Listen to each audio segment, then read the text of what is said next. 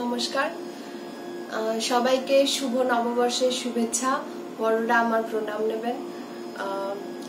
এই লকডাউনের সময়ে সবাই নিজেদের মতো করে নিজের বাড়ির মানুষদের সাথেই প্রথমবার হয়তো পয়লা বৈশাখ কাটানোর সুযোগ পেয়েছে, তো সেইভাবেই কাটাচ্ছি। গোটা ব্যাপারটা যদি আমরা ভালোভাবে দেখি সেটাই ভালো, আর চাইবো খুব তাড়াতাড়ি লকডাউন উঠে যাক এবং আবার সুস্থ জীবনে আমরা সবাই ফিরে আসি।